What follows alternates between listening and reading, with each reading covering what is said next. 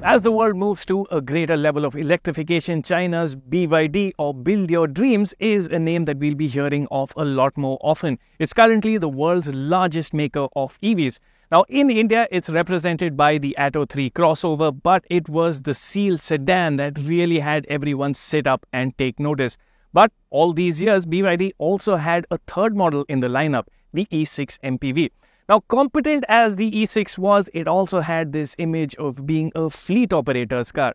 This E-MAX 7 is here to shake things up. It packs in a whole lot more tech, a lot more features, as well as a third row of seats. And the grand ambition is to woo the family MPV buyers amongst you.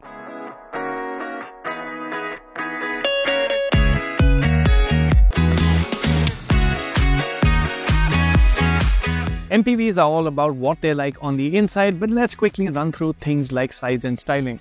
In dimensions, the E-MAX 7 is pretty close to a Toyota Innova Krista, while an Innova Hi-Cross is longer, wider, taller, and has a longer wheelbase.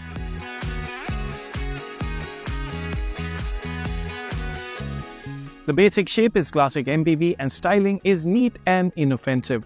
BYD has jazzed up certain elements in the transition from E6 to E-MAX 7, and they do help the latest version of the MPV look more premium. The LED headlights sport a bejeweled look, there's a thicker chrome bar between the lights, and the bumper has been redone with a cleaner look as well. Changes at the sides are restricted to the new look 17-inch wheels that now sport a diamond cut finish. The color palette is new too, and aside from this Harbour Grey, there's a black, a white, and a rich looking quartz blue. A cool detail is an NFC receiver at the mirrors that allows the use of a key card to access the vehicle.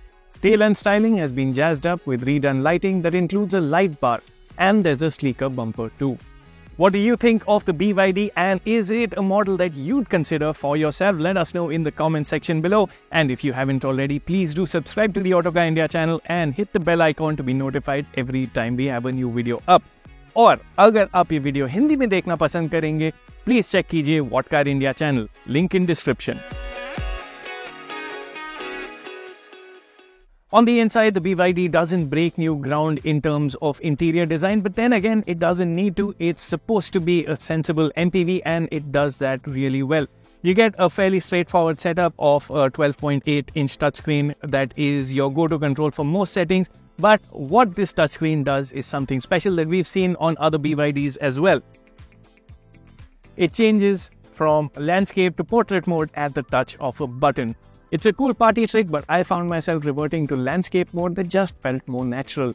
The other reason, Apple CarPlay only runs with the screen in landscape mode. I'll get to other touchscreen features in a bit. Over to the look and feel of things inside. In terms of quality, the BYD's interior looks quite nice on first glance, particularly the effect of the seats, which are really well upholstered, comfortable to sit on as well, and importantly get front seat ventilation. But when you feel around, you'll find that there are quite a few hard plastics on the dash top as well as on the glove box lid. I'm also not quite a fan of the buttons on the steering wheel. They aren't quite in keeping with the price of this vehicle. What I do like is this textured sort of look that you get on the top portion of the dash. The E-MAX 7 scores well in terms of in-cabin storage. In terms of storage spaces, the BYD is pretty well thought out. All four doors get sizable bottle holders. The glove box is of a reasonable size. You get a wireless charging pad in easy access. You can keep another phone alongside it right here. You get two cup holders between the front seats, another storage bay for your phone, and a usefully and a pretty neat box between the front seats as well, and that also houses a 12-volt charging socket, a Type-C charger, as well as a Type-A USB port. Onto the feature set. The list is actually quite long on this fully loaded Superior variant. Headlining the list is a panoramic glass roof. It doesn't open, but the large glass area makes the cabin feel really airy. The sunshade also does well to keep the heat out. The seats come finished in leatherette, and as mentioned, the front seats get power adjust as well as ventilation. The other features of interest are bundled onto the touchscreen. There's a crisp 360-degree camera, an onboard air purifier, and Apple CarPlay and Android Auto are wireless as well. The touchscreen is nice to use, but as is becoming a very frequent complaint, there's just too much packed onto it. A workaround is the use of voice commands to control things like the air conditioner, seat ventilation, and audio functions. On the subject, the 6-speaker sound system delivered average quality sound, lacking any real depth. Of the things that aren't there on the BYD are full with digital dials. Now that's something that you'd expect on a car of this price. The analog speedometer is easy enough to use, and you do get a pretty sizable MID display in between. The thing is that the state of charge readout, for instance, is very small and it's not user friendly. But the bigger disappointment comes in the form of the absence of an auto dimming rearview mirror.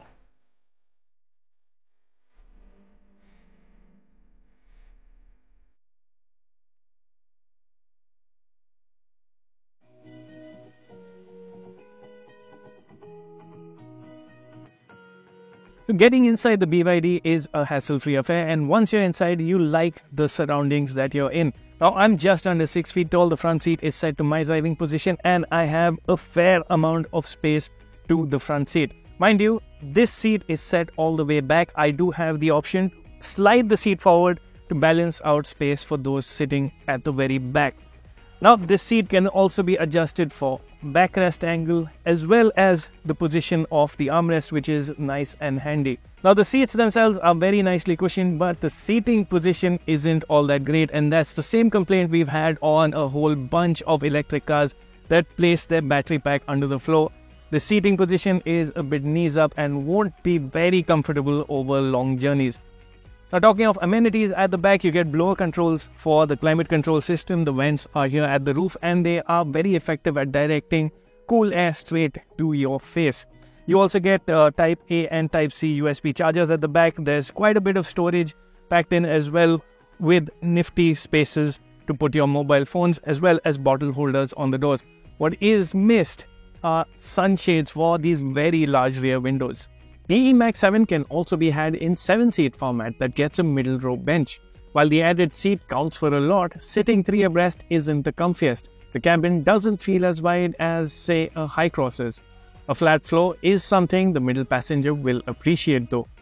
New to the BYD MPV is a third row of seats. Yup, the E6 was only sold in 2-row 5-seat configuration. On 6-seat versions, the passage between the middle row seats is the best path to the third row. Now, no surprises here, the BYD's third row is not ideal for someone of my size and height, but I can tell you that someone of an average build will find this space perfectly habitable. Now, the middle row seat is set to its rearmost setting, but even so, my knee is just about grazing the seat in front of me a couple of inches further, and even someone of my height will be comfortable on knee room. Headroom, again, is an issue for someone of my size, but someone shorter than me will be okay here at the back. Again, it's the awkward seating position that takes some points away. Now, as for creature comforts at the back, well, you do get dedicated cup holders, and the AC vents on the rooftop do a good job of directing air at you. The windows are quite large, so you don't get that cooped up feeling at the very back. The rear backrest can be reclined and adjustable headrests are included as well. Access to the luggage area behind the third row of seats is via a powered tailgate. There's room for 2 cabin bags, but you have the option to fold the backrest down individually to form a flat luggage area. The middle row seats on 7-seat versions fold flat too to free up upwards of 2,000 liters of luggage room. A cause for concern is the absence of a spare tire. BYD only provides a tire repair kit. Also, before you ask, the bonnet does open, but there's no frunk or storage there. It's home to the motor. The tightly packaged powertrain drives the front wheels. The permanent magnet synchronous motor makes 163 horsepower and 310 Newton meters on the premium variant, while the power figure rises to 204 horsepower on the superior variant, though peak torque is unchanged at 310 Newton meters.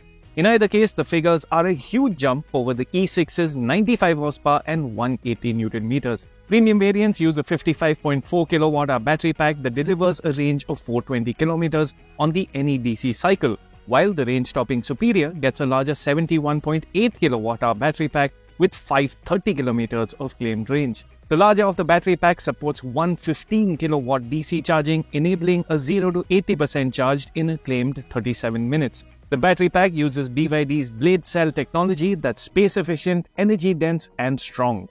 So, how does it all come together? We had the BYD E-MAX 7 in superior trim to find out.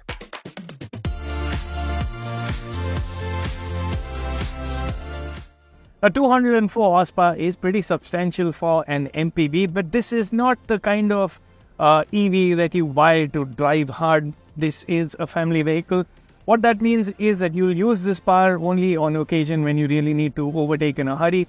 What you like about the way the BYD builds its power is that it's smooth and doesn't have that neck-snapping charge that you get in other EVs that can take some getting used to. There's 3 driving modes on offer too: Eco, Normal and Sport, with Eco being the most conservative and Sport being the most aggressive. The difference between them isn't huge, but the E-MAX 7 does feel most energetic in Sport, as you'd expect. For the record, BYD claims a 0 to 100 kph time of just 8.6 seconds for the superior variant, which is impressive for an MPV. What's performance and battery depletion like on an incline is something we weren't able to check. Now, on to the matter of refinement. Of course, this is an electric vehicle, so engine noise is not there at all. Even the powertrain, the motor runs quietly. Road noise, wind noise also very well contained, which means you can cover long distances in peace and comfort. It's all about an easygoing experience, and that's the best way to enjoy the E-MAX 7. Now, driving out of Chennai city in the morning, one thing I really appreciated was the visibility. You get a really good view out, and even this quarter glass comes into play when you have lots of traffic moving in and around you. Those who will be spending a lot of their driving time in city confines will also like the fact that the BYD steering is very easy, light, maneuverability is good, and it doesn't feel as large as it actually is. There are 2 steering modes, including a sport mode, but don't expect the BYD to really change character. This is transport that's meant to be easygoing and relaxing, and that's the best way to enjoy it. In fact, even on a quick lane-changing maneuver, I did find a bit of lag between the steering and the wheels. So this is not a vehicle that you buy for entertainment, but then which MPV is. The suspension is well sorted too. In terms of ride comfort, the BYD scores well. There's a softness to the ride that you feel at low speeds. It comes across as nice and absorbent, but that softness doesn't manifest into floppy behavior when you're going faster. Body control is pretty well contained. Even when you hit a bump at a high speed, the body won't move around. It'll flatten and settle down quite quickly. The E-MAX 7 gets disc brakes for all 4 wheels, and friction braking, which is what you get when you press the brake pedal, is strong. As for the motor-based regen braking, the BYD also packs in 2 levels of regen braking. There's standard and larger, which is an unusual name for the stronger of the regen braking. There isn't all that much of a difference between the 2 modes. In larger, you do feel the regen braking a bit more pronounced, but it is not strong enough to really bring the car to a halt, and there's no one-pedal driving either. The E-MAX 7 doesn't have a global NCAP or Bharat NCAP rating as yet, but it does pack in quite a few safety features. There's also ADAS.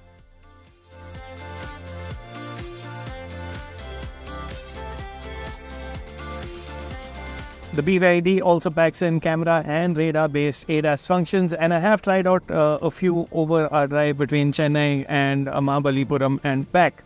Now, lane keep assist works quite well. It has been giving warnings when I'm veering off the lane. Adaptive cruise control also done its job quite well. I like the fact that there's a blind spot indicator on the mirrors. Again, something very handy on our roads. I'll need more time on familiar roads to really test out the features to the fullest, but it's good to know that they are part of the package.